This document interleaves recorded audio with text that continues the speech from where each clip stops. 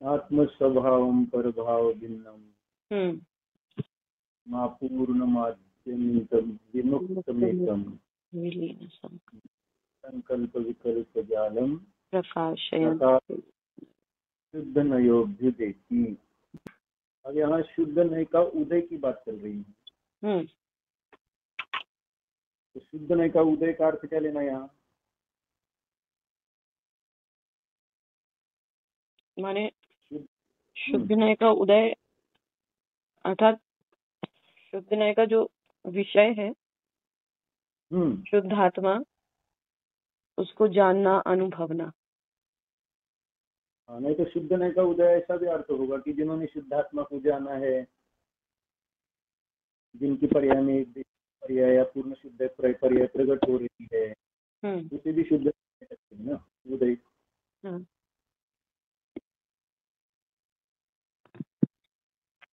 शुद्ध नय का उदय होता है, उसकी सूचना का श्लोक कहते हैं। उदय माने उत्पन्न हुआ, ऐसा अर्थ हुआ।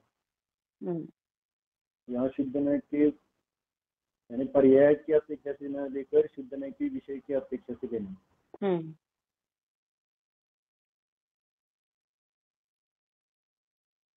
पढ़ते हैं। हाँ। शुद्ध नय आत्मा के स्वभाव को प्रकट करता हुआ उदय रूप होता है। शुद्ध नय क्या कर रहा है? आत्मा के स्वभाव को प्रकट करता हुआ उदय रूप होता है। शुद्ध नय आत्मा के स्वभाव को प्रकट करता हुआ उदय रूप होता है। इसका क्या अर्थ कहा था अभी आपने? शुद्ध नय का जो विषय है शुद्ध आत्मा, उसको मैंने जानना और अनुभव करना चाहिए। तो उसको जानना अनुभवना माने ये पर्याय की बात हो गई ना। तो अभेद उपचार के विषय की बात हो रही कि अभेद वृत्ति की? अभेद वृत्ति की। कैसे? अब शुद्ध आत्मा को जानने रूप पर्याय का प्रकट होना, उसको शुद्ध नय कह रहे हैं ना। शुद्ध नय आत्मा के स्वभाव को प्रकट करता हुआ उदय रूप होता है।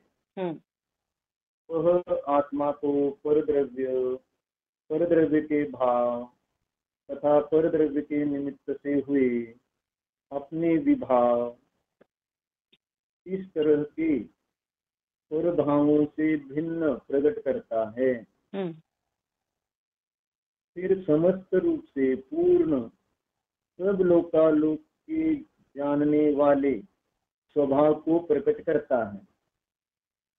क्योंकि ज्ञान में भेद कर्म संयोग से है, शुद्ध नय में कर्म गौण है तथा आदि अंत से रहित।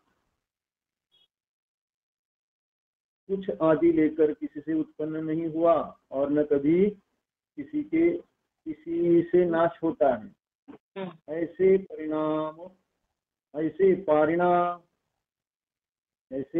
पारिणामिक भाव को प्रकट करता है। भाव को प्रकट करता है। एक सब भेद भावों से द्वैत भावों से रहित एकाकार तथा जिसमें समस्त संकल्प विकल्पों के समूहों का विलय नाश हो गया है, ऐसे शुद्ध नय प्रकाश रूप होता है। शुद्ध नय आत्म स्वभाव को प्रकट करता हुआ उदय रूप होता है। वह आत्म स्वभाव को परद्रव्य के भाव तथा परद्रव्य के निमित्त से होने वाले अपने विभाव, ऐसे परभावों से भिन्न प्रकट करता है। और वह आत्म स्वभाव संपूर्ण रूप से पूर्ण है, समस्त लोकालोक का ज्ञाता है, ऐसा प्रकट करता है। क्योंकि ज्ञान में भेद कर्म संयोग से है, शुद्ध नय में कर्म गौण है।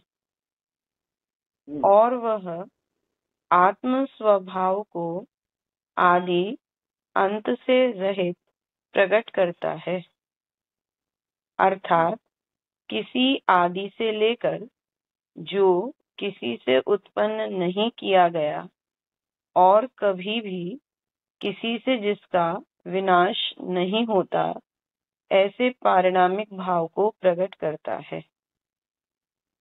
और वह आत्म स्वभाव को एक अर्थात सर्वभेद भावों से, द्वैत भावों से रहित एकाकार प्रकट करता है, और जिसमें समस्त संकल्प विकल्प के समूह विलीन हो गए हैं, ऐसा प्रकट करता है, अर्थात द्रव्य कर्म, भाव कर्म, नो कर्म आदि पुद्गल द्रव्यों में अपनी कल्पना करना सो संकल्प है, और ज्ञेयों के भेद से ज्ञान में भेद ज्ञात होना सो विकल्प है।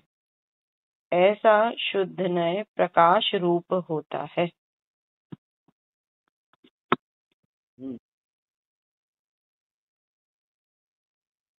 तो यहाँ शुद्ध नय के द्वारा शुद्धात्मा प्रकाशित होता है, ये कह रहे हैं, न कि शुद्धात्मा का अनुभव करने वाला शुद्ध नय शुद्धात्मा को प्रकाशित कर रहा है, इसकी बात चल रही है। यानी अभेद वृत्ति जो नय है, उस अभेद वृत्ति नय साधन के द्वारा जो शुद्ध आत्मा का स्वरूप है, वो व्यक्त माने उसके द्वारा वो दिखाया जाता है। ये आत्मानुभव की चर्चा नहीं है, शुद्ध आत्मा को जिसके द्वारा जाना जाता है, ऐसे शुद्ध नय की चर्चा है। यानी विषय को व्यक्त करने वाले शुद्ध नय की चर्चा है, और वह एक देश शुद्ध पर्याय या पूर्ण शुद्ध पर्याय वाला यह शुद्ध नय यहाँ ग्रहण नहीं करना। माने यहाँ पे जो शुद्ध नय का विषय है, उसको आचार्य यहाँ पे प्रतिपादित कर रहे हैं। बराबर। शुद्ध नय की विषय क्या है? ऐसा लगता है ना, शुद्ध नय आत्मा के स्वभाव को प्रकट करता हुआ उदय रूप होता है, यानी जो शुद्ध आत्मा का अनुभव करता हुआ वह शुद्धात्मा प्रकट हो रहा है। ऐसे पर्याय में शुद्धात्मा को व्यक्त करने वाले शुद्ध नय की यहाँ चर्चा नहीं। यहाँ जो त्रिकाली शुद्ध आत्मा है, उसको व्यक्त करने वाले शुद्ध नय की चर्चा है। माने जो ध्यान का ध्येय है, श्रद्धा का, जिसे श्रद्धे कहे, वो जो शुद्ध नय का विषय है, उसकी यहाँ पे चर्चा है। हाँ, यानी विषय को जिस नय के द्वारा दिखाया जा रहा है, उस नय की चर्चा है। हाँ, उस शुद्ध नय की चर्चा। जानकर उत्पन्न होने वाले शुद्ध पर्याय की चर्चा नहीं है। तो आत्मा की चर्चा नहीं है, उस जो प्रकट किया गया है उसकी। तो उसमें जो शब्द है वो है आदि अंत से रहित वगैरह जो कहा गया है, और भाव से भिन्न, और जिसमें प्रकार के संकल्प और विकल्प नहीं है, ऐसा जो शुद्ध आत्मा है वो शुद्ध नय के द्वारा दिखाया जाता है। ये शुद्ध नय के द्वारा दिखाया जाता हुआ वहां पर केवल विषय का संकेत है। यहाँ पर उस शुद्ध आत्मा को शुद्ध नय के द्वारा जानने से शुद्ध आत्मा की अनुभूति रूप सम्यक दर्शन प्रकट करने का यह शुद्ध नय कारण नहीं है। क्योंकि शुद्ध नय शुद्ध सम्यक दर्शन का कारण नहीं होता है।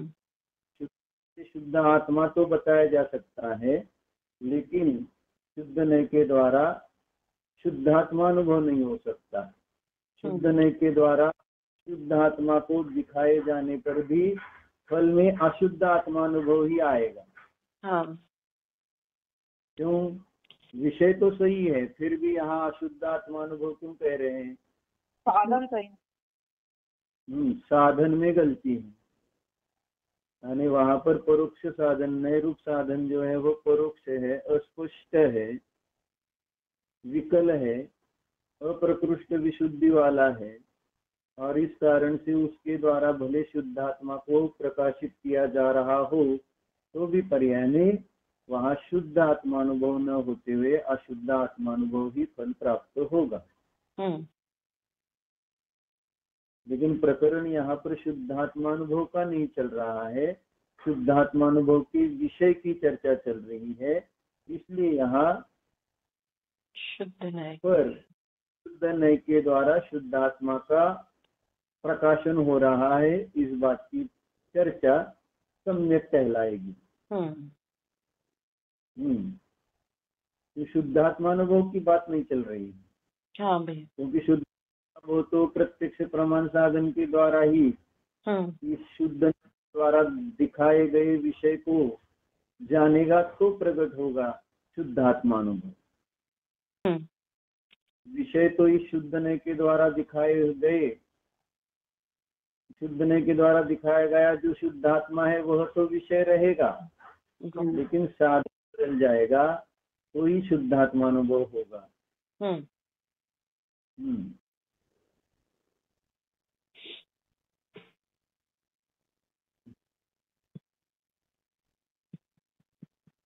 नहीं तो यहाँ पर ऐसा लगेगा कि संकल्प विकल्प जाल जिसमें विलीन हो जाते हैं, मतलब जब शुद्धात्मानुभव होता है तब भी यही दशा होती है, यानी उसमें भी विकल्प नहीं होते हैं।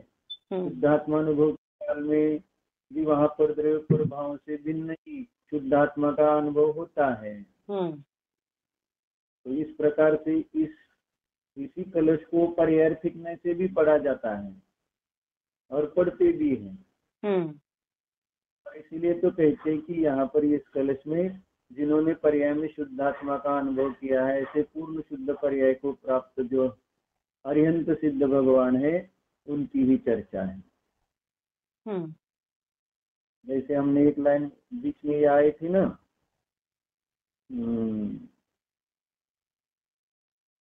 समस्त रूप से पूर्ण सब लोकालोक के जानने वाले स्वभाव को प्रकट करता है। तो लोकालोक को जानने वाले कौन है? अरिहंत ही है, सिद्ध ही है।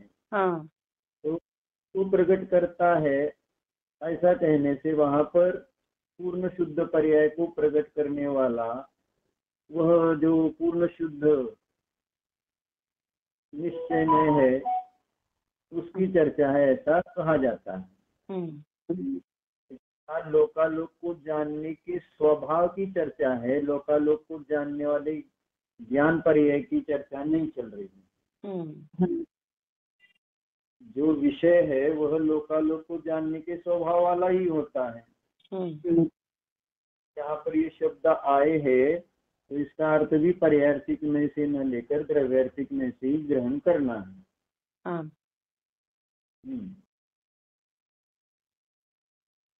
अब गाथा, इस तरह के शुद्ध नय को गाथा सूत्र से कहते हैं। शुद्ध नय के द्वारा आत्मा प्रकाशित किया गया है, उस शुद्धात्मा को प्रकाशित करने वाली अगली गाथा कहते हैं। गाथा जोपस्तदीयपाणम् अबद्धपुट्ठम् अनन्यं नियतम् अविशेषं संयुक्तं तं शुद्धनयं व्यानिः। अर्थात जो नय आत्मा को बंध रहित और पर के स्पर्श से रहित, अन्यत्व रहित, चला चलता रहित, विशेष रहित, अन्य के संयोग से रहित, ऐसे 5 भाव रूप से देखता है, उसे हे शिष्य तू शुद्ध नय जान।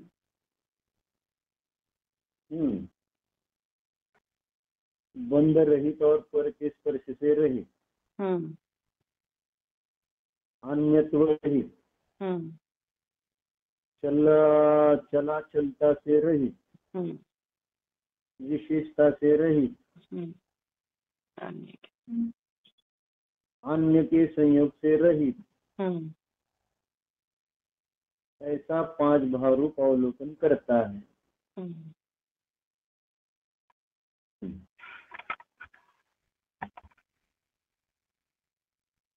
तो इससे भी ये सिद्ध होता है कि यहाँ ये अभिवृत्ति की चर्चा है, अभेद उपचार की नहीं। क्योंकि बंध सहित होते हुए भी वहां पर बंध रहित और अबद्ध स्पृष्ट आत्मा रहता है, और सारे उदाहरण उसकी अपेक्षा से कहे गए हैं। हाँ, अगर शुद्ध आत्माओं की बात होती यहाँ पर्याय में, जिन्होंने शुद्धता प्रकट की है, उनकी अगर यहाँ चर्चा होती तो फिर बद्ध स्पृष्टता वगैरह वहाँ जो है ही नहीं, तो फिर है ही नहीं, तो फिर उनको शुद्ध नहीं से ये शुद्ध नहीं कहने का विषय कहाँ आएगा।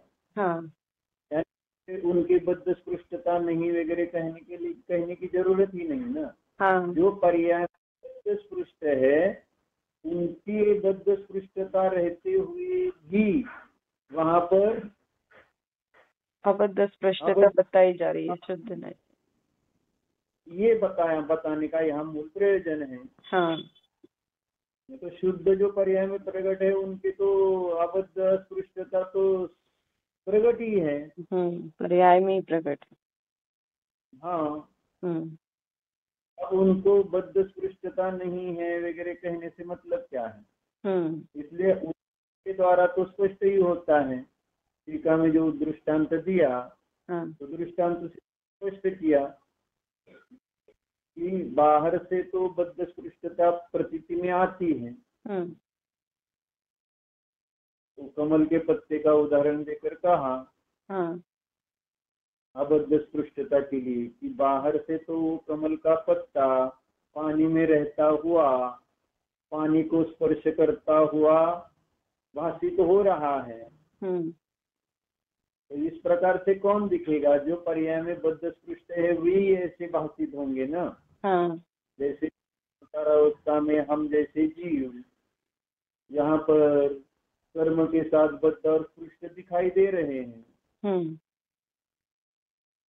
तो उस कर्म के साथ बद्ध स्पृष्टता दिखाई देते हुए भी यहाँ ही अभी भी वर्तमान में हमने न कर्म को स्पर्श किया है, न कर्मों से बद्ध है। और इसका कारण ये है कि स्वभाव कर्म से बद्ध होना और स्पृष्ट होना नहीं है। ऐसा यहाँ पर शुद्ध नहीं के द्वारा अगर देखो तो जानने में आता है। यानी शुद्ध नहीं के द्वारा हम अगर जानते हैं बद्ध स्पृष्ट अवस्था में अपने को, तो हमें वर्तमान में ही, जैसे उसी को उदाहरण फिर अकलंक देव ने परमानंद स्तोत्र में दी, साष्टमध्ये यथावन्नी मध्ये यथा तैलम पाषाणेषु यथा हेम। सुवर्ण पाषाण में सुवर्णत्व, तिल में तेल, और लकड़ी में अग्नि, और दूध में घी। तो ये उन्हीं अवस्था में ये देखे जा सकते हैं, ये कह रहे हैं। ऐसे वे तो अब अगर हम उनको देख रहे तो दूध ही दिख रहा है, वो तिल ही दिख रहा है, वो काष्ठ ही दिख रहा है, वो पाषाण ही दिखाई दे रहा है। अब वहां पर हम ये कैसे स्वीकार करें कि इसमें सुवर्णत्व है, इसमें तेल है? तो वो द्रव्य दृष्टि से उसको देखते हैं, तो उस तिल अवस्था में भी तेल विद्यमान है। यानी उसको जो उसकी जो बाह्य आवरण है उसको गौण कर दिया। दूध होते हुए भी उसमें घी देखा सारभूत। तो बात को गौण करके ये देखना, तो ये किस नय के द्वारा? तो उस नय का नाम है यहाँ परम शुद्ध निश्चय है, अभिवृत्ति। ऐसा तो ऐसे ही यहाँ पर भी इस 14 नंबर की गाथा में चर्चा की है आचार्य ने। ठीक है, यह खलु अबद्ध स्पृष्ट यह खलु अबद्धसृष्टस्य अनन्यस्य नियतस्य अविशेषस्य असंयुक्तस्य च आत्मानः अनुभूतिः सः शुद्धनयः। सा तु अनुभूतिः आत्मा एव इति आत्मा एकः एव प्रद्योतते। क्या अर्थ हुआ? या खलु अबद्ध सृष्टस्य, निश्चय से अबद्ध सृष्ट अनन्य नियत अविशेष असंयुक्त ऐसे आत्मा का अनुभव करना ही शुद्ध नहीं है, है ना? ऐसा कह रहे हैं। नियतस्य विशेषस्य असंयुक्तस्य च आत्मनः अनुभूति ही सह शुद्धनयः। अब पर तो शंका उत्पन्न होती है कि आत्मा की अनुभूति को शुद्ध नहीं कह रहे हैं, तो इस कारण से ये शुद्ध नहीं अवैध उपचार के पूर्व शुद्ध निश्चय में की चर्चा है।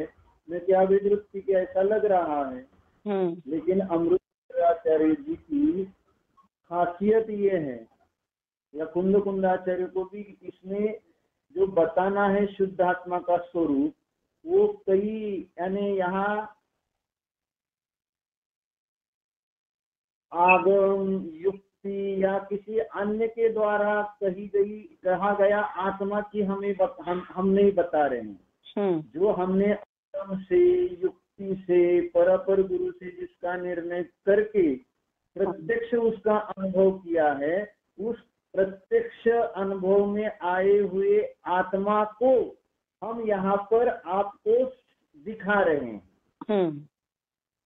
ये पद्धति यहाँ पर उपयोग में ली है, क्योंकि वजन उसी में आता है कि जो स्वयं उस विषय का अनुभव करके बताए, तो फिर उसमें एक श्रद्धा का अवकाश विशेष बनता है। जिसको समझाया जा रहा है उसको उस पर श्रद्धा बैठती है। यानी जो जैसे वही उदाहरण हम हमेशा सुनते भी हैं, जो अमेरिका जाके आया है उसको वो उस अमेरिका का वर्णन करे तो उस पर ज्यादा विश्वास बैठेगा, और जो सिर्फ किताबों में पढ़कर उसका वर्णन करेगा, कितना भी उससे भी सूक्ष्म करेगा, तो भी उसमें वेटेज नहीं रहेगा। साक्षात जो अनुभव, या जो कोई तैरना नहीं जानता, वो तैरने के बारे में कितना भी बताए, सिखाए, यानी समझाए, तो भी तैरना नहीं बन पाएगा।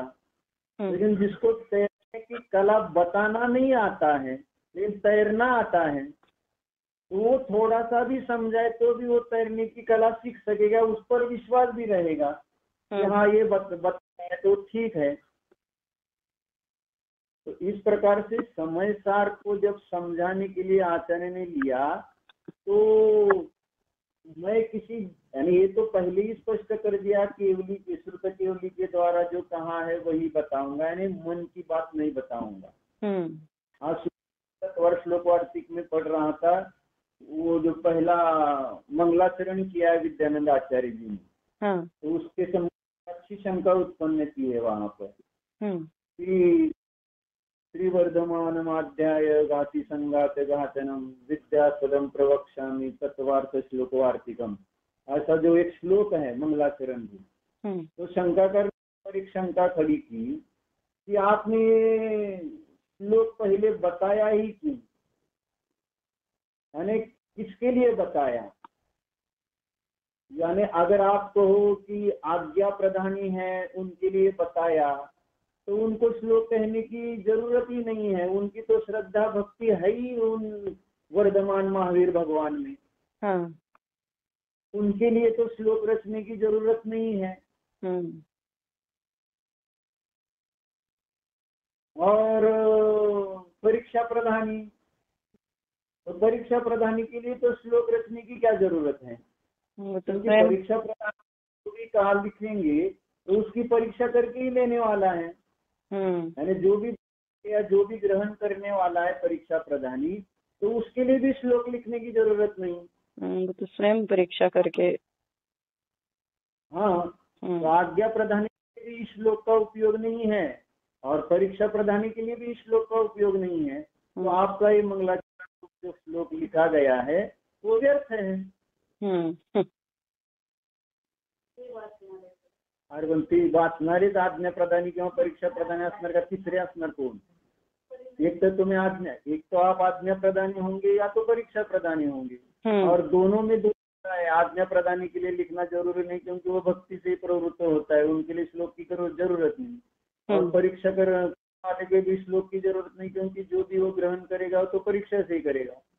श्लोक क्यों ऐसे? चर्चेत त्याच्यासाठी नाही, कोणासाठी लिहिला, का लिहिला हा प्रश्न?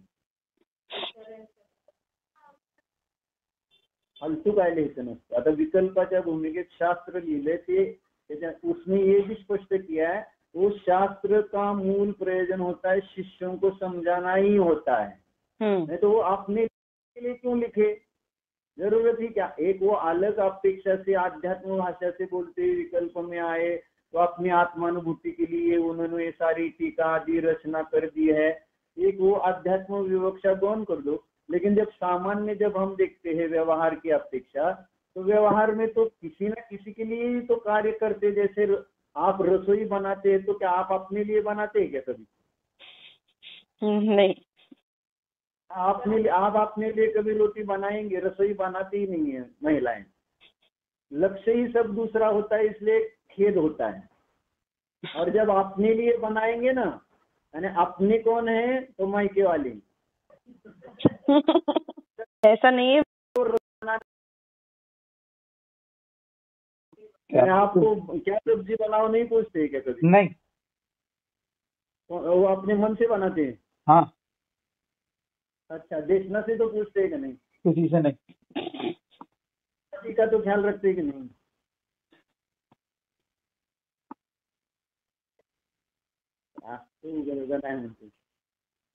और ये पूछना तो पड़ता ही है ना। तो इसलिए आज सबसे बड़ा महिला का दुख कौन सा है? तो आज सब्जी कौन सी बनाए, आज क्या बनाए भोजन? क्योंकि सबको अलग अलग जो बनाए वो पसंद नहीं आता, तो पूछ कर ही बनाए। चलो, चर्चा किसके लिए की? तो ये जो शास्त्र रचना हुई है तो लक्ष्य कुछ ना कुछ था। यानी शास्त्र रचना होती है तो वहाँ बाहर जो शिष्य होते हैं उनके निमित्त से ही शास्त्र की रचना होती है। व्यवहार में तो जैसे तो आपने की है अपने विकल्पों को शांत करने के लिए, यानी अशुभ विषय कषाय से बचने के लिए, शुद्ध आत्मा की साधना के लिए, ये बात अपनी जगह तो 100% सही है। लेकिन व्यवहार में तो कुछ ना कुछ, जैसे आपने रसोई बनाई तो व्यवहार में से तो कहना ही पड़ेगा ना कि इन सब के लिए बनाई। निश्चय से तो आपने अपने लिए बनाई होगी, हम मान लेते हैं, लेकिन व्यवहार से तो आपके लिए अनुराग जी बनाते ही कि नहीं? हाँ, व्यवहार से भी नहीं बनाते। नहीं बनाते व्यवहार से। फिर वही तो बात कर रहा था मैं। तो वैसे ही आचार्य ने यह शास्त्र रचना भी व्यवहार से शिष्यों के लिए की है। तो वहीं पर तो शंका बनी ना कि अगर शिष्यों के लिए बनाई है, की है ये रचना, तो फिर आज्ञा प्रधानी शिष्यों के लिए रचना की आहे की परीक्षा प्रधानियों के लिए? परीक्षा म्हटलं शिष्यांसाठी लिहिलेलं आहे आणि तुमच्या समोर हे सगळं मी सांगितलं सिच्युएशन। ग्रंथ लिहिलाय, शिष्य समोर आहेत, त्यांच्यासाठी लिहिलाय, पण त्यांच्यासाठी लिहित असताना ते शिष्य जर आज्ञा प्रधानी आहेत तर त्यांच्यासाठी तुम्हाला मंगलाचरण करायची गरज नाही, आणि ते शिष्य परीक्षा प्रधानी आहेत तरी मंगलाचरण करायची गरज नाही असं ते म्हणतात। शंका करायची। आता त्या शंकाकाराचं समाधान व्हायला पाहिजे ना। तुम्ही जी शंकेचं समाधान करता त्याने होईल का समाधान? ते हेतू देतात ते सगळे हेत्वाभास आहेत।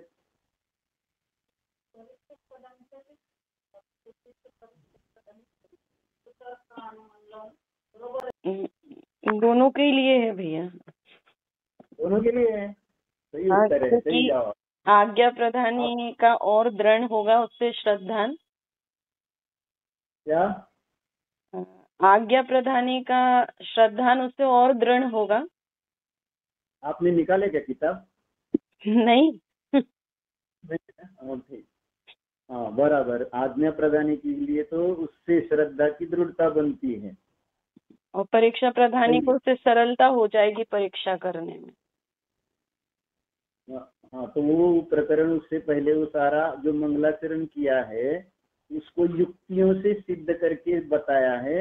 ये मंगलाचरण करना ग्रंथ के प्रारंभ में क्यों श्रेष्ठ है, इसकी सिद्धि करके बाद में ये चर्चा आई।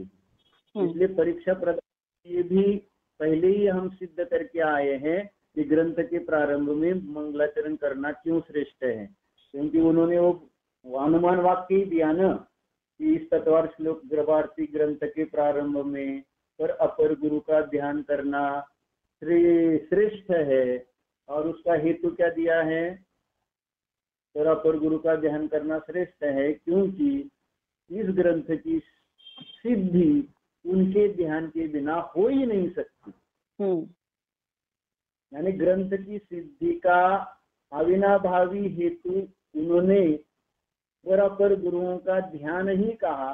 बाकी नास्तिकता परिहार आदि जो भी अन्य कारण है पुण्य की प्राप्ति के लिए, शिष्टाचार परिपालन के लिए, ये सारे अनेकांतिक दोष से दूषित है, यानी उनका साक्षात संबंध नहीं है मंगलाचरण से। लेकिन पर अपर गुरु का ध्यान ग्रंथ की सिद्धि में है ना कारणभूत होने से उनका ध्यान करना श्रेष्ठ है, ऐसा कहा। इसलिए परीक्षा प्रधानियों के लिए तो उन्होंने उस मंगलाचरण की सिद्धि पहले ही करके बताई। और आज्ञा प्रदानी की अपेक्षा से तो आपने उत्तर सही दिया कि मंगलाचरण करने से जो आज्ञा प्रदानी है उनकी श्रद्धा और दृढ़ हो जाती है कि हाँ मेरे भगवान का यहाँ नाम दिया है, तो अब उसमें जब वो प्रवृत्ति करेगा तो पूरी भक्ति भाव से ही करेगा। इसकी अपेक्षा से दोनों।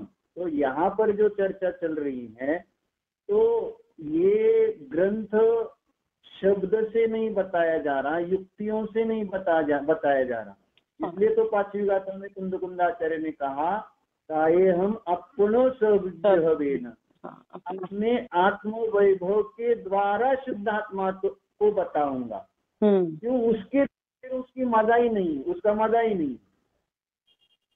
मैं अनुभव, मेरे अनुभव में वो शुद्ध आत्मा आया, मेरे अनुभव में वो परमात्मा स्वरूप आत्मा आया, मेरे अनुभव में वो भगवान आया, तो वो जो मुझे अनुभव में है, मैंने तो युक्ति से आगम से उसको पढ़ा ही था, पहले निर्णय किया ही था और बाद में मैंने उसका स्वयं ध्यान में प्रत्यक्ष अनुभव किया और जो मुझे वो आत्मा अनुभव में आया वो सारा मैं लिख रहा हूँ यहाँ। इसलिए इस ग्रंथ की विशेषता है कि जो पढ़े उसको वास्तव में अनुभव आना चाहिए, और अनुभव नहीं आ रहा है मतलब ग्रंथ नहीं समझ में आ रहा है। इसके लिए तो 38 गाथा का शीर्षक हमने एक बार आपको पढ़ाया भी था, फिर से एक बार आज पढ़िए। क्योंकि 38 गाथा में विषय सबको पता है। कौन सी गाथा है 38 गाथा?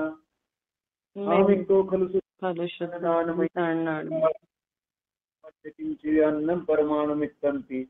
अब ये गाथा जो है इसमें किसकी चर्चा? विषय की चर्चा है ना। मैं एक हूँ, वास्तव में शुद्ध हूँ, दर्शन ज्ञान में सदा आरोपी हूँ और मुझ शुद्धात्मा में परमाणु मात्र भी परद्रव्य नहीं है। तो ये विषय की चर्चा है ना। अब उसका शीर्षक क्या है देखो, अमृतचंद्र देव ने दिया। ये मुझे शीर्षक सबसे अच्छा लगा यहाँ, जिससे तो ये स्पष्ट हो रहा है कि इसमें सारी अवैध वृत्ति की चर्चा करते हुए अनुभव के द्वारा जानने में आया शुद्धात्मा है उसको बता रहे हैं। यानी जो पूर्वापार परंपरा से कहीं से पढ़कर ऐसा नहीं बता रहा हूँ। यानी जो सिद्धांत चले आए हैं उसको नहीं बता रहा हूँ। मैं तो मेरे अनुभव में, अब जो मैंने पढ़ा सुना और उसका अनुभव आया, उस अनुभव से मैं बात बता रहा हूँ। क्योंकि स्पष्ट लिख रहे हैं शीर्षक में, अथ एवं जैसे न करेंचं पण तेच असेल चर्चा. दर्शन ज्ञान चरित्र दर्शन ज्ञान चारित्र परिणतस्य अस्य आत्मनः कीदृक् स्वरूप संचेतनम भवति इति आवेदयन् उपसंहरति. क्या है इसका अर्थ? अब इस प्रकार दर्शन ज्ञान चारित्र स्वरूप परिणत आत्मा को स्वरूप का संचेतन कैसा होता है, यह कहते हुए आचार्य इस कथन को समेटते हैं. क्या कहा इसमें? मैंने आत्मा का जो स्वरूप है उस दर्शन ज्ञान चारित्र स्वरूप, उसका संचेतन कैसा होता है. नहीं ऐसा कहा नहीं. दर्शन ज्ञान चारित्र परिणत शब्द आया. परिणत. हाँ, स्वरूप परिणत. दर्शन ज्ञान चारित्र परिणत अस्य आत्मनः, जो जीवन ज्ञान चारित्र रूप से परिणत हुआ है, यानी जो निज ध्रुव शुद्धात्मा का प्रत्यक्ष अनुभव कर रहा है, ये इसका अर्थ निकला. दर्शन ज्ञान चारित्र से परिणत ऐसे आत्मा से उस काल में स्वरूप का किस प्रकार अनुभव आता है, अनुभव करते हैं वो क्या. जैसे सबको ये प्रश्न होता है ना ध्यान शिविर के बाद कि, और आपको भी ये प्रश्न, आपको ध्यान के अनुभव चाहिए होते हैं ना. ध्यान में आपने क्या किया, तो ये अर्थ. इसके अलावा मैं क्या बताऊं आपको विशेष. अहम एक शुद्धोदंसन नानमयो सदा रूपी नव्यर्थि मज्ज किंचि विनन्नम परमाणु नित्यंति. तरह कुछ अनुभव नहीं किया. दूसरा और क्या चाहिए आपको. ये मैं अनुभव कर रहा था ध्यान के काल में.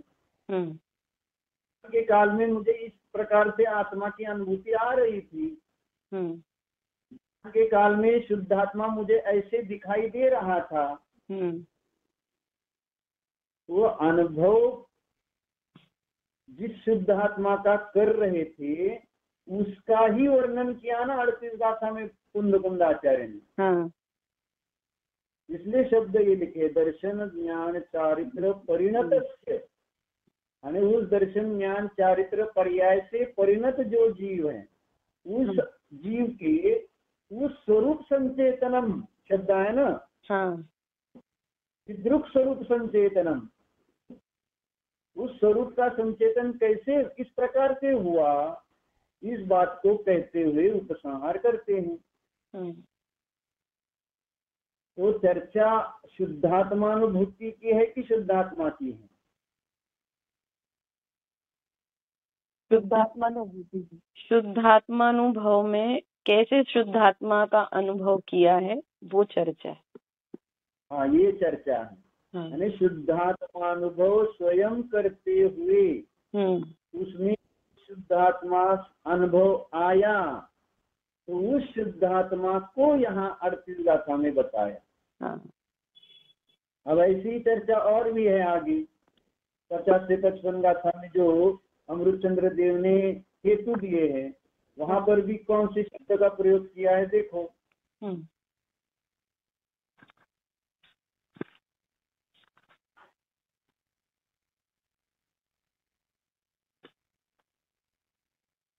अब 50 से 55 गाथा में तो यानी चर्चा तो 49 गाथा से ही प्रारंभ हुई है.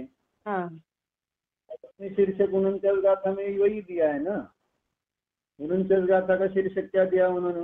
49 नहीं, क्या 49 क्या बोलते? हाँ 49 49 दोनों.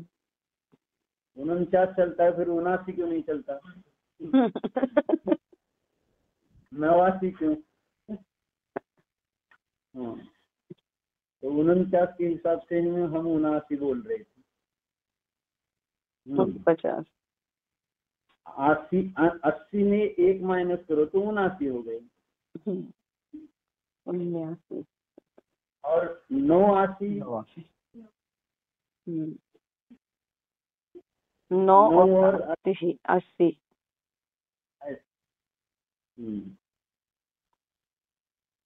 90. एक ऊन कर दो। तो गाथा में क्या शीर्षक है उनचास गाथा का? यदि एवं तर्हि किम लक्षण असो एक टंकोत्कीर्ण परमार्थ जीव इति पृष्ठ प्राह। क्या प्रश्न किया? अब शिष्य पूछता है कि यह अध्यवसान आदि भाव जीव नहीं है तो एक टंकोत्कीर्ण परमार्थ स्वरूप जीव कैसा है, उसका लक्षण क्या है? इस प्रश्न का उत्तर कहते हैं। तो 49 गाथा से किसकी चर्चा प्रारंभ हुई? यानी जीव का पारमार्थिक लक्षण क्या है, इसकी चर्चा प्रारंभ। तो उसी का 50 से 55 गाथा में किया है। हाँ। वर्णादि से गुणस्थान तक के भाव जीव के नहीं, इसकी चर्चा है। तो इसकी चर्चा करते हुए आचार्य ने जो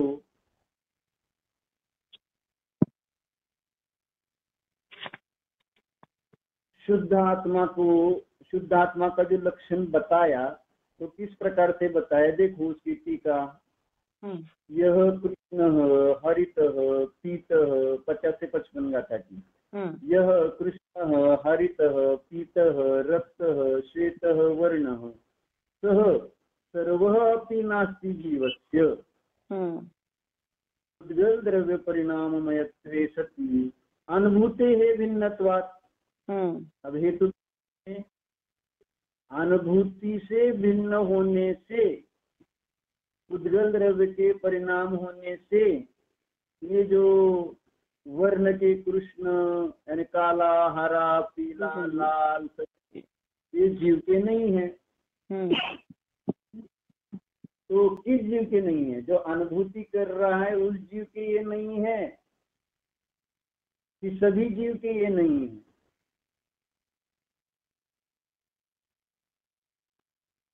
हाँ, यानी अनुभव में मुझे ये भाव नहीं दिखाई दिए, इसलिए शुद्धात्मा अवर्ण है। हाँ।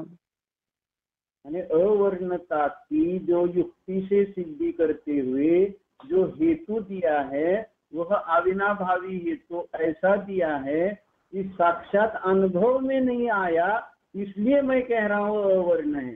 ये सिर्फ सिद्धों में वर्ण नहीं होता, इसलिए मुझ में वर्ण नहीं है, ऐसी मैं कहीं सुनी बात नहीं बता रहा। अनुभूति है भिन्नत्वात् शब्द प्रयोग किया। मुझे मैं जब शुद्धात्मा का जो आगम में बताया है और अपर गुरुओं से सुना है, युक्तियों से जिस आत्मा का मैंने निर्णय किया है, उस आत्मा का मैं जब अनुभव करने बैठा ध्यान के काल में, तब मुझे जो अनुभूति आई उसमें मुझे रंग नहीं दिखा, कोई भी काला सफेद आदि। इसलिए आत्मा अवर्ण। तो इसमें ज्यादा वेटेज है, ये मुझे कहना। तो इसलिए समय सार उसी अगर पढ़ो और अनुभव ना करो तो इसके इसीलिए तो कह रहे हैं कि वो डिवैल्यूएशन हो जाता है कुंद कुंदा अमृत चंद्र जैसे नाचार्य जी का। और आज सारा डिवैल्यूएशन हो रहा है बिना अनुभव के, समय सार पढ़ करके भी अनुभव नहीं, जबकि आचार्य यहाँ अनुभव के आधार से बात कर रहे हैं विषय की, और फिर आपको मिल नहीं रहा। आश्चर्य है। अब आपको कैसे मिलेगा बोलो शुद्धात्मा? यानी अनुभव के बल पर जिस शुद्धात्मा की बात कही, फिर भी उस शुद्धात्मा का वैसा मुझे अनुभव नहीं आ रहा, तो मतलब क्या रहा?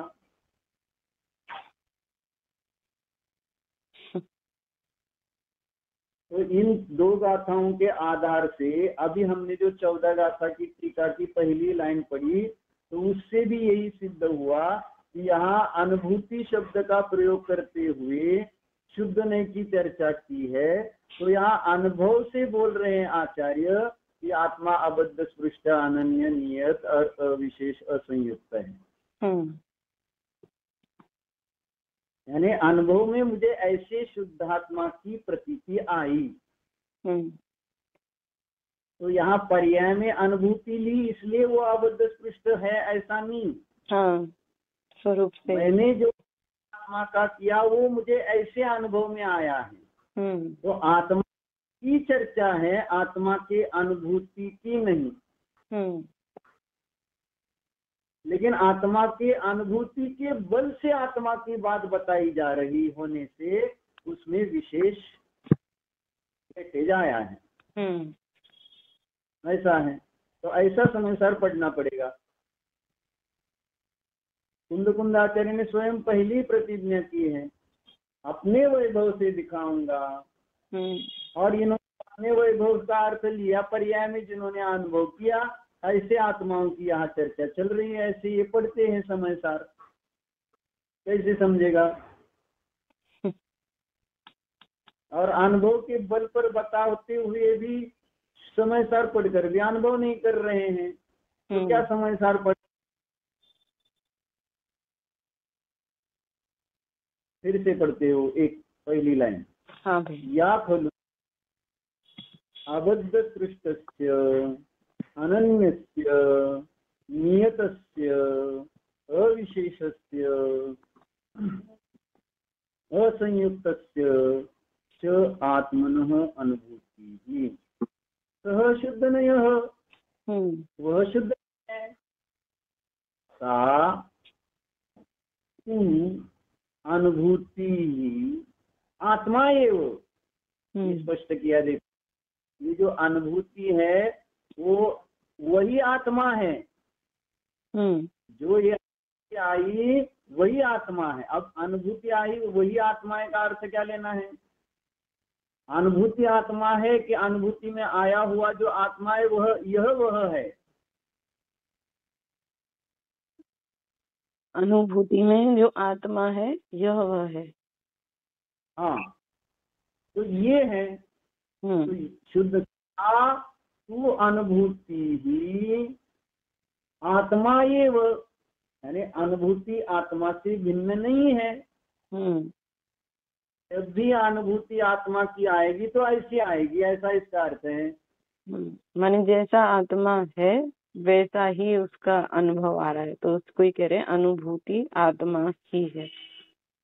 हाँ, और इसलिए उन्होंने इस प्रकार से, है ना, सात्व अनुभूति ही आत्मा एव इति आत्मा एक एव प्रद्योतते।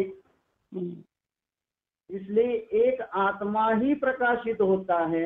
आप उसकी पर्याय देखो, चाहे वो द्रव्य देखो, चाहे गुण देखो, दिखेगा तो आत्मा है। यानी इतनी अच्छी दृष्टि आचार्यों की थी यहाँ पर। यानी उनको ऐसी क्या है को बताना कुछ ऐसा प्रयोजन नहीं था। आत्मानुभव लेने वाली जो पर्याय है वो भी आत्मा ही करके बता रहे हैं।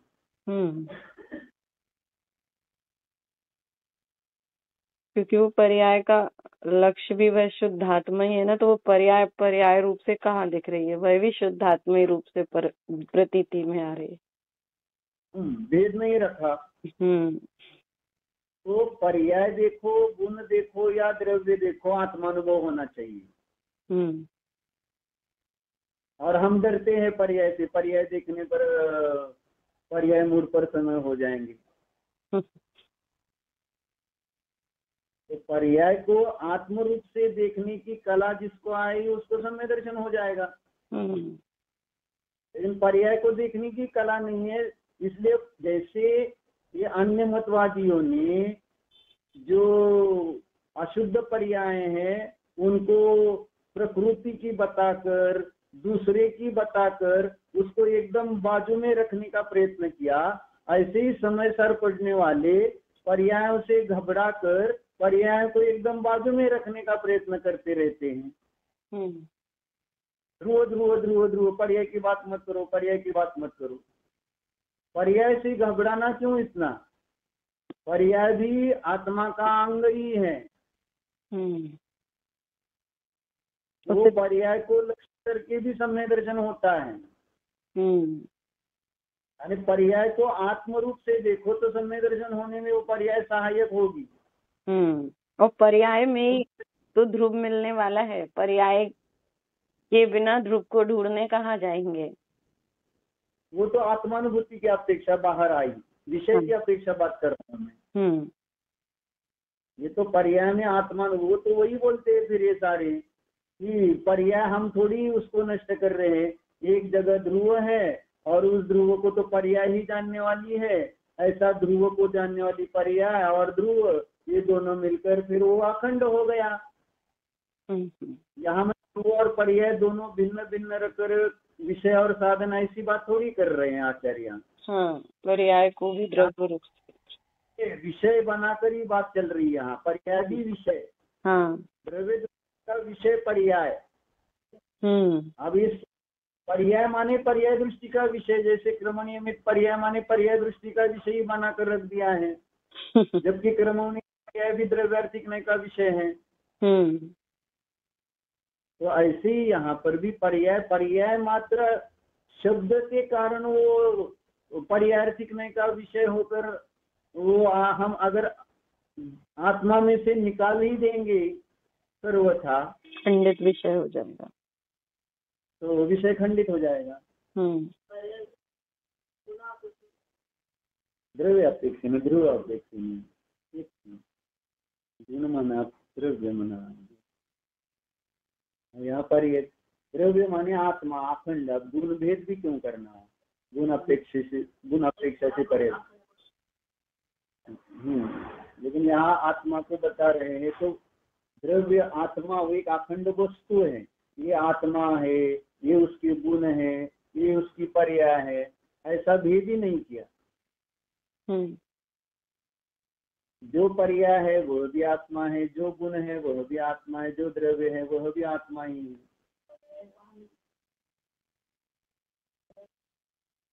पर्याय धर्म के द्वारा अखंड देखो तो पर्यायवान, पर्यायवान का अर्थ फिर पर्यायवान माने अभिरुपचार का भी हो सकता है।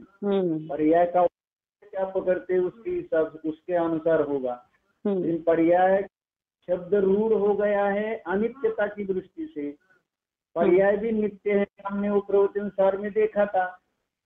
द्रव्य दृष्टि से पर्याय देखो तो पर्याय भी ध्रुव है, और पर्याय से ध्रुव देखो तो ध्रुव भी अनित्य अनशील है। तो पर्याय नित्य है और ध्रुव अनित्य है, ध्रुव नित्य है और पर्याय भी पर्याय नित्य है। पर हमने चर्चा की थी, ध्रुव नित्यानित्य, पर्याय नित्यानित्य है। तो पर्याय को बस अनित्य अनित्य अनित्य मात्र कहने की ये चर्चा आई। इसलिए यहाँ पर भी 2 नंबर की गाथा की पहली लाइन में आचार्य ने दिया है अनुभूति का विषय क्या है। 2 नंबर के अमृतचंद्राचार्य जी की गाथा की टीका पहली लाइन, यह नित्यमेव परिणाम आत्मनि स्वभावे अवतिष्ठ मानत्वात् उत्पाद वे द्रव्य ऐक्यानुभूति लक्षणया। क्या शब्द है? द्रव्य के ऐक्य की अनुभूति की उत्पाद वे द्रव्य ऐक्य शब्द आया है। उत्पाद वे द्रव्य की एकता रूप अनुभूति। उत्पाद वे वाली तो पर्याय होती है। ऐसा कहेंगे तो अमृतचंद्राचार्य ने गलत लिखा है, ऐसा अर्थ होगा। लेकिन उत्पाद वे और द्रव्य तीनों लिए हैं। सत्ता बता रहे हैं, अनुभूति जिसका लक्षण है ये कह रहे हैं। तो उत्पाद वे को छोड़कर मात्र ध्रुव की अपेक्षा से हम समय सार का अध्ययन करेंगे तो वह भेद उपचार का अध्ययन करते हुए सांख्य मतवादी हो जाते हैं। ध्रुव अंश की बात अभी अनुभूति करते रहेंगे। तो इसलिए नंबर गाथा की टीका की पहली लाइन में स्पष्ट लिखा, अच्छा लिखा कि अनुभूति माने कोई अलग चीज नहीं है। अबद्ध स्पृष्ट अनन्य नियत विशेष संयुक्त आत्मा को जानने वाली जो अनुभूति है वह शुद्ध नहीं है, और वह शुद्ध नहीं क्या है स्पष्ट बताया। शुद्ध नहीं यहाँ अभिवृत्ति का ही है, ये इससे भी सिद्ध हो रहा है। क्योंकि आत्मा और वो शुद्ध परिणति भिन्न भिन्न नहीं देख रहे हैं। स्पष्ट लिखा वो अनुभूति ही आत्मा एवं, वह अनुभूति आत्मा ही होने से आत्मा ही एक प्रकाशित हो रहा है। हम्म,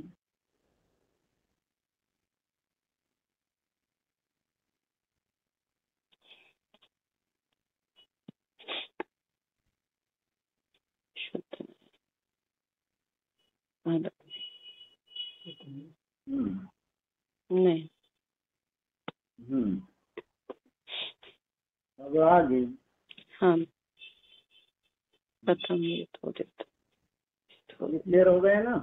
हाँ भैया। या तो आत्मा एव इति आत्मा एकः एव प्रद्योतयति। कथं यथा उदितस्य आत्मनः अनुभूतिः इति चेत् बद्धसृष्टत्वात्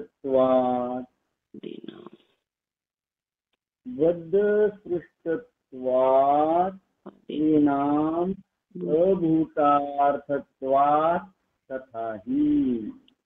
भूतार्थ। है ना? शंका की है, शंका करनी। क्या शंका पूछी है? यहाँ क्या है शंका? यथा उदितस्य आत्मनः अनुभूतिः इति चेत् कथं यथोदित अस्य आत्मनः अनुभूतिः इति चेत्। क्या प्रश्न किया? जो आपने ऊपर कहा ना, बद्ध स्पृष्ट, अनन्य, नियत, अविशेष और संयुक्त ऐसे आत्मा की अनुभूति शुद्ध न। तो पूछ रहा है कि ऐसे आत्मा की अनुभूति कैसे हो सकती है? हाँ, कैसे हो सकती है? कथम प्रश्न है ना। कथम, ये जो अनुभूति आपने बताई 5 भावों वाली, वो किस प्रकार से होती है? तो बताया बद्ध स्पृष्टत्वात्, है न? क्या कहा? अभूतार्थ। जो बद्ध स्पृष्टता आदि 5 भाव है, तो वे कैसे है? बद्ध स्पृष्टत्वादीनाम अभूतार्थत्वात्। बद्ध स्पृष्टता 5 भाव है, वे अभूतार्थ है, और इसी कारण से यह अनुभूति हो।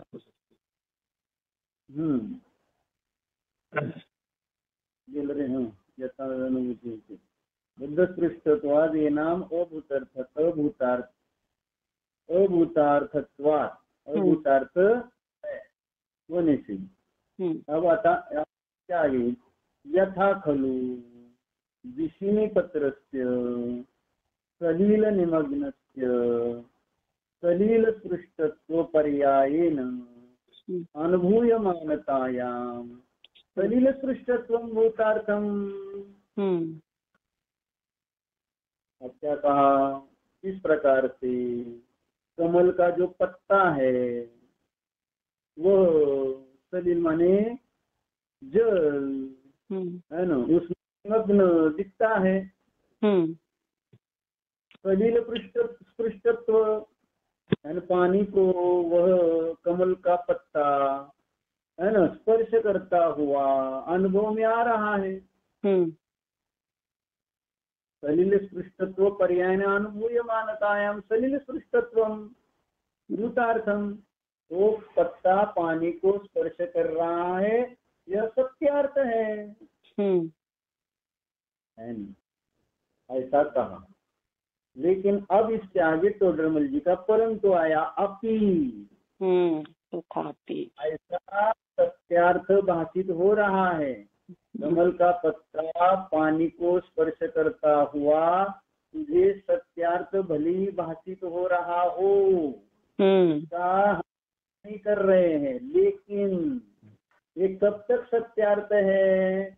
जब तक तुझे सत्यार्थ स्वरूप क्या है ये पता नहीं है, तब तक तुम्हारे लिए मैं ये सत्यार्थ कह रहा हूँ। अपि, है ना, इसलिए कहा अपि एकांत हो भूतार्थम, अपि एकांत सलील अस्पृश्यम विशिनीपत्र स्वभाव उपेत्य अनुभूयमानतायाम भूतार्थम। लेकिन अगर उस कमल के पत्ते के स्वभाव की ओर से देखते हैं, अनुभवते हैं, तो फिर ये तुम्हारा जो कमल का पत्ता पानी को स्पर्श करता हुआ सत्यार्थ भाषित हो रहा है, वह असत्यार्थ है, ये समझ में आ जाएगा।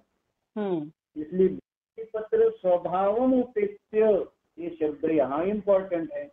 यानी का पत्ता पानी को जो स्पर्श करता हुआ दिखाई दे रहा है और तुझे सत्यार्थ भाषित हो रहा है, वह क्यों? क्योंकि तू उस पत्ते के स्वभाव के बारे में नहीं जानता नहीं है।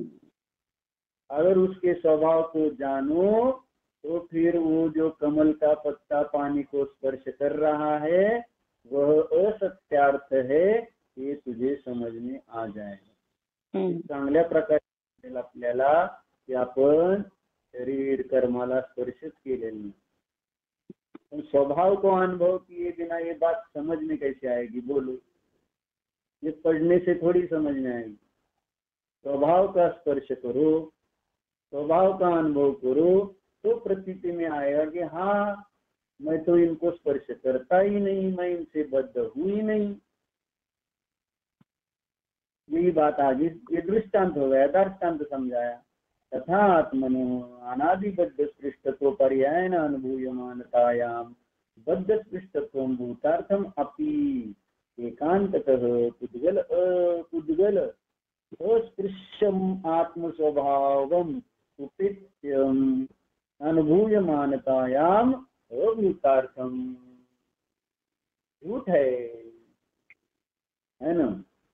जो अनादि से यह जीव कर्मों के साथ संयोग यानी शरीर के साथ बद्धस्पृष्ट रूप अनुभव में आ रहा है, यह बद्धस्पृष्टता सत्यार्थ भाषित होती हुई भी एकांततः शब्द का प्रयोग, एकांत से उद्गल अस्पृश्यम आत्म स्वभाव है ना, ये एकांत से है। ऐसा अनेकांत नहीं कि कथनचित वो पुद्गल को आत्मा स्पर्श करता है और कथनचित नहीं स्पर्श करता। यहाँ आचार्य कह रहे हैं स्वभाव की अपेक्षा से जीव जो है वह पुद्गल को स्पर्श करने के स्वभाव वाला नहीं होने से उस दृष्टि से उसको अनुभव करते हैं। तो तुम्हारा ये जो अनादि से कर्मों के साथ बद्ध स्पृष्टता का अनुभव जो सत्यार्थ भाषित हो रहा है वह असत्यार्थ है, ये तुझे समझ में आ जाएगा। तो किनको समझा रहे हैं? जो बद्ध स्पृष्ट है उनके लिए अबद्ध स्पृष्ट की बात समझा रहे हैं। जो बद्ध स्पृष्ट है उनको समझाने का यहाँ क्या प्रयोजन रहा? इसलिए शुद्ध का मतलब ही नहीं रहेगा। यानी शुद्ध आत्मा का अनुभव करने वाले को शुद्ध नहीं का उपदेश है। अभी जो स्पर्श ही नहीं कर रहे कर्म को, बद्ध ही नहीं कर्म के साथ, तो उनके लिए थोड़ी ये चर्चा बता रहे हैं। जो यहाँ संसार अवस्था में शरीर के साथ बद्ध स्पृष्ट अनुभव कर रहे अपने को और उसके निमित्त से कितने सारे सुख दुख का वेदन करते हैं, कितने सारे संकल्प विकल्प करते हैं, कितना सारा मेरा तुम्हारा बोलते हैं, वो सारा कितना असत्यार्थ है। ये स्वभाव को स्पर्श किए बिना नहीं प्रतीति में आने वाला, ये बात है। अच्छा, ये गाथा भी अच्छी है। 14 और 15 नंबर की गाथा की टीका भी बहुत बढ़िया है। अब आगे का बाद में देखिए। हाँ भैया। ओम जानकी स्वानुभव प्रत्यक्ष से उद्गल को स्पर्श नहीं करने वाले ऐसे आत्म स्वभाव का वेदन कीजिए।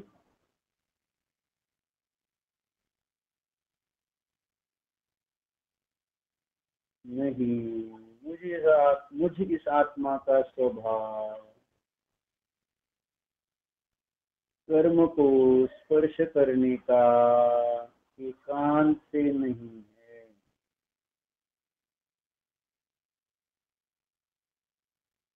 स्वभाव को देखो, जानो।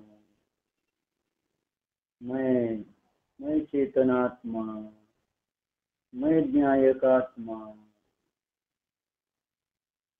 शरीर से बद्ध सृष्ट हूँ नहीं, था नहीं, होऊंगा नहीं।